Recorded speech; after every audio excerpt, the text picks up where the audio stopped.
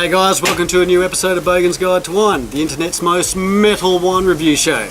I'm Sampy. And I'm Lurchy. Now, one of the cameras is shut down, so we're going to have a single camera episode today, so it's going to be technological difficulties, mate. Technological difficulties. Alright, now, if as you and probably most Bogan Guide to Wine friend book likers would know, I went to South Africa not so long ago.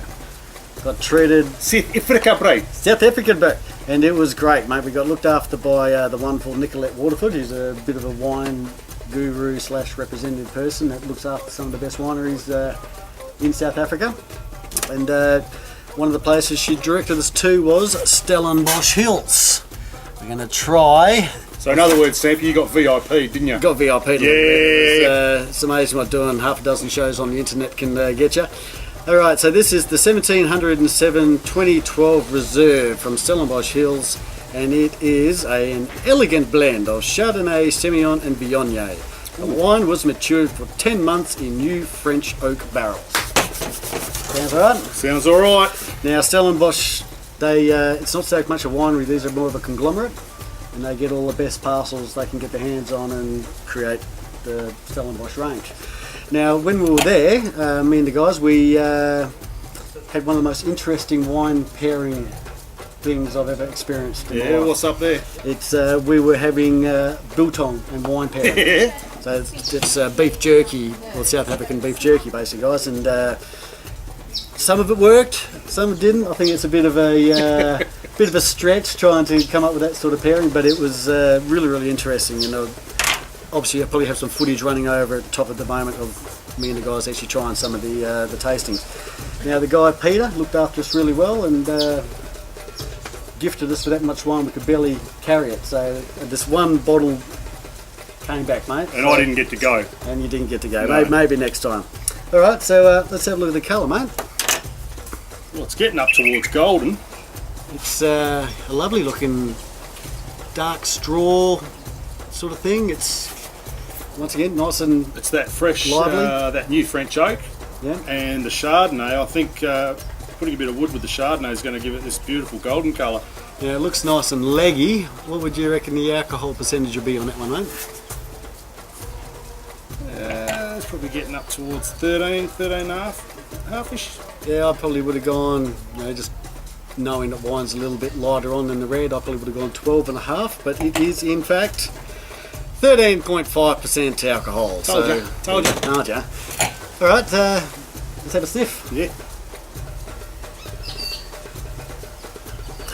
That's lively, isn't it? Oh, that's lovely. It's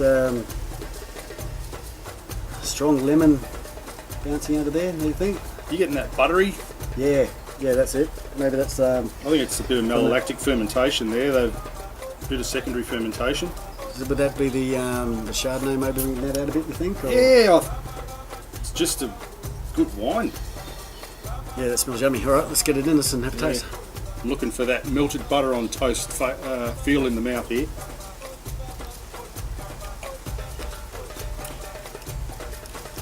Oh, there it is.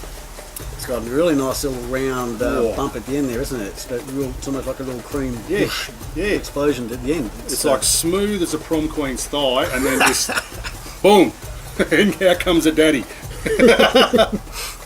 It's I wouldn't. It's got a lot of vanilla. Now, is that from the French oak? Vanilla, yeah, vanilla flavours. That's given it a bit of smoothness.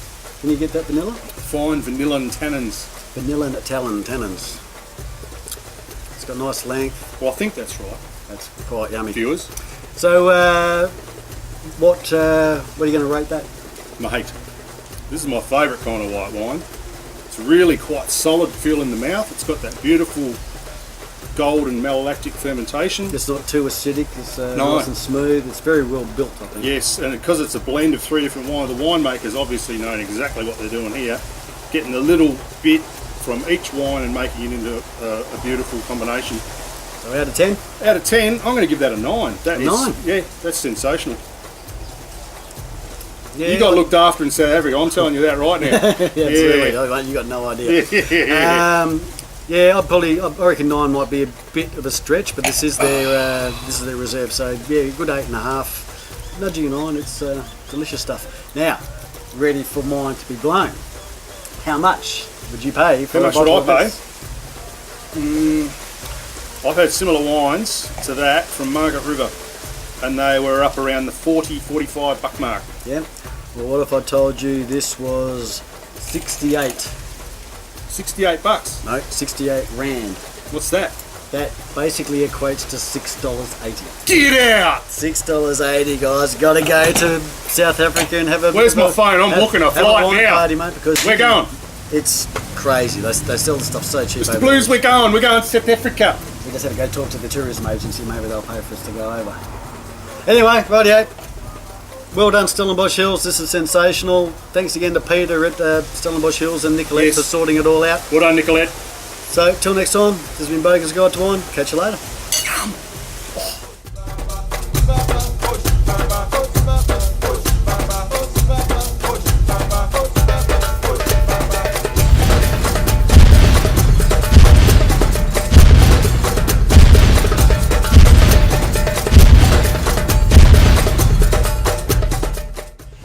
Now, just in case it hasn't become apparent yet, I'm travelling around with some friends, and a few episodes back we had Brian that brought the rosé to the table.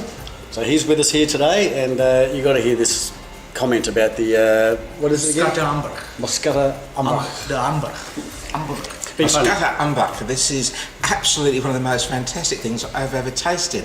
I would like to see the glass autoclaved so that you can get not the slightest contamination before it touches your palate. It's magnificent. I love it.